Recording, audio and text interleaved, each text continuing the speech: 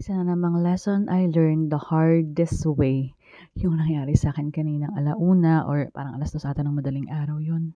Bale kahapon ang daming negativities na nangyari and, I really get the burden of it hanggang pagtulog ko.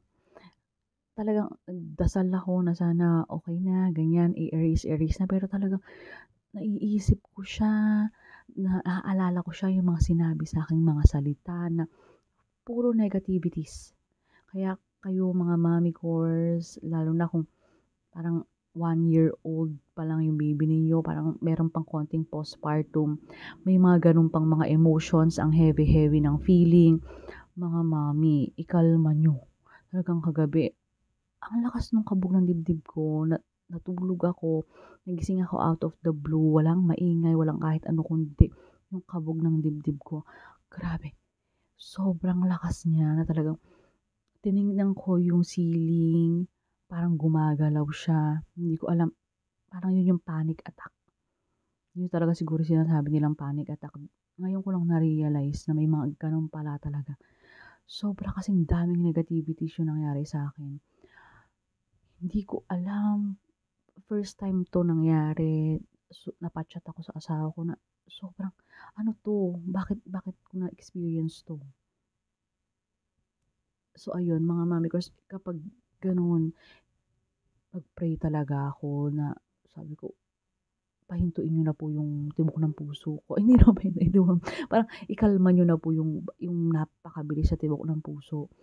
Kasi, ay, ang hirap na parang tinitingnan ko na lang yung anak ko kasi katabi ko yung anak ko, sound sleeping.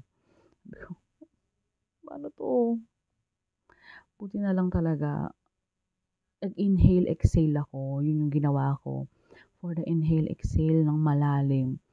And then yun, gradually huminto siya. And then bumangon ako, uminom ako ng tubig. Imagine that, anong oras yun? Sinong hihingan ko ng tulong, 'di ba? Ang kasama ko lang is yung mother ko tapos wala kasi yung kapatid ko ngayon.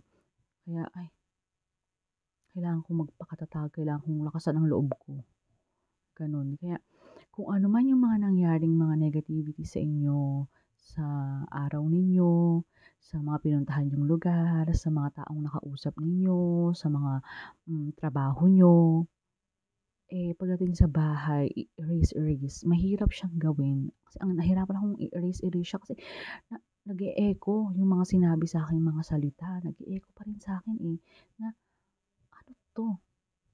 Napakasinungaling." Parang gano'n mga iniisip ko. Bakit kailangang magbitaw ng mga gano'ng salita? So, ayun lang. Hindi ko alam kung anong naging effect nun sa'kin na talagang ang lakas nung impact, sobrang lakas nung impact sa'kin na hanggang sa gabi, ay, nadala ko naman na. Hindi ako ganito dati nung hindi pa ako nanganak. Ngayong nanganak ako parang grabe pa rin siya, yung postpartum siguro talaga 'to may konting effect pa siya tapos nagka-panic attack naman na ako tapos parang nanginginig talaga yung kamay ko. Nung bago ako matulog nag-pray ako ta's hanggang dun sa nagising ako nakatulog ako parang nagpe-pray ako, yung kamay ko is magkaaka pa siya, magkadikit siya talaga. Then dun ko na-realize na nakatulog pala ako habang nagpe-pray. Na sabi ko, tanggalin niyo na po yung mga negativities, ayoko na, new morning na, ganyan. Kaya kayo, siguro mga mommies, wag niyo ring i-keep yung mga parang emotions. Kung mayro'n kayong puwedeng sabihan, sabihan ninyo. Kasi para kahit papaano, ma-vent out ninyo, gano'n. May masabihan kayo, kahit papaano gumaan yung nararamdaman.